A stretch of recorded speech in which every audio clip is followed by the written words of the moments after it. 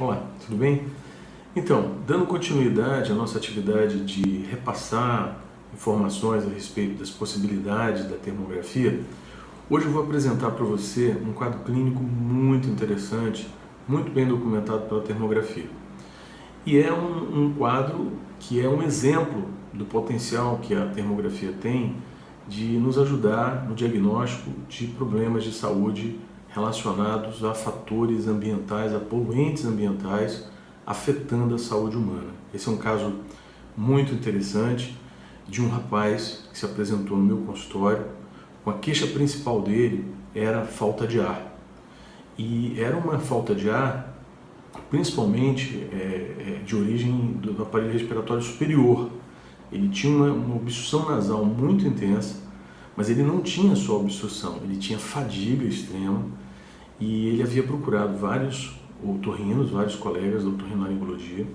Os testes alérgicos, todos que ele fez, eram negativos. Essa falta de ar, essa dispneia, chegou a ser questionada se ela era subjetiva. E ele fez várias investigações, chegando mesmo a ter uma indicação, a princípio, de fazer uma cirurgia. Felizmente, a sua otorrino, na hora H, avaliou bem, viu que ele tinha uma garganta muito inflamada e ele tinha também queixa de dificuldade, a fadiga dele levava ele a ter dificuldade de ter relações sexuais. Uma das queixas dele é que ele não estava conseguindo fazer nada. Ele sofreu uma exposição no laboratório em que ele trabalhava de alta tecnologia, de nanotecnologia, e ele veio para mim com o desafio de ser diagnosticado. Tá? Então, eu vou passar a mostrar para vocês a termografia e os sinais termográficos que me chamaram a atenção nesse caso e, no final, as conclusões. Então, na termografia desse paciente, fica destacado logo assim, em primeira impressão, é o fato dele ter uma testa, né, a região frontal dele, hiperradiante, ele tem uma hiperradiação periorbicular, e ele tem sinais de drenagem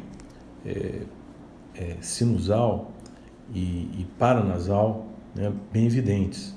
Ele tem uma diferença de temperatura na face, mas o que chama bem a atenção nesse paciente são essas aranhas vasculares que vocês podem ver na região superior do tronco dele. As aranhas vasculares, quem estiver assistindo, preste bem atenção nisso, essas aranhas vasculares, elas são praticamente patognomônicas de dominância estrogênica. Uma das queixas principais desse paciente era o completo desinteresse pela questão sexual. Ele iniciava a atividade sexual e interrompia por fadiga extrema, por cansaço, porque ele tinha obstrução nasal. Então, essas aranhas vasculares, já na primeira impressão, nos chamou, atentou para essa questão desse diagnóstico da dominância estrogênica. Essa outra imagem termográfica do abdômen dele é uma imagem que eu gostaria que vocês ficassem bem atentos, porque é muito comum nós observarmos em pacientes que desenvolvem sensibilidades ao glúten, tá? E em especial a tudo que contém glúten, nós vermos essa imagem, esse foco hiperradiante no hipocôndrio direito e muitas vezes hipocôndrio esquerdo e muitas vezes no flanco esquerdo. Esse paciente, ele tinha e tem uma sensibilidade extrema a glúten. Isso foi comprovado por teste de exclusão e desafio. Agora, eu vou mostrar aqui para vocês o que nós encontramos nos exames de saliva desse paciente. Olha que coisa interessante. Esse paciente, em função da exposição que ele sofreu a substâncias químicas no laboratório de nanotecnologia, ele sofreu um profundo processo de feminilização hormonal. Os hormônios desse paciente, femininos, encontravam-se extremamente elevados, ele fazendo um quadro de dominância estrogênica induzida pela exposição ambiental. O laboratório que ele trabalhava, ele se expôs inadvertidamente a várias substâncias químicas. Eu não posso citar aqui qual é o laboratório por uma questão de ética, né? Até porque isso envolve tem implicações legais.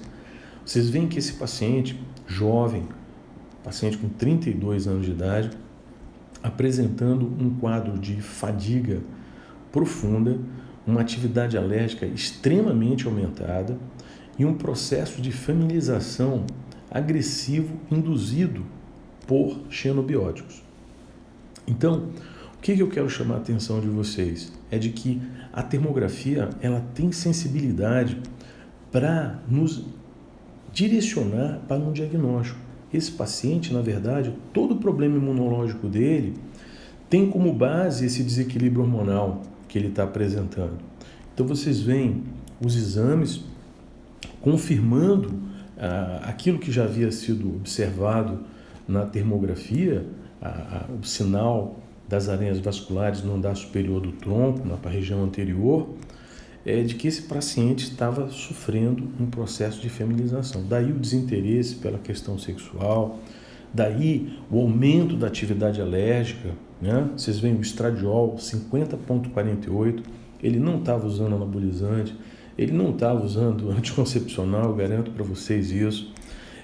O que está acontecendo aqui é o efeito de substâncias químicas na questão endócrina do paciente, levando esse paciente a ter um quadro de dominância estrogênica extremo, muito bem documentado, e que provavelmente eu teria oportunidade de publicar esse caso num congresso de termografia no Brasil ou no exterior, de tão assim, chamativo que é esse caso e quão destacado a gente consegue perceber as alterações hormonais nesse paciente.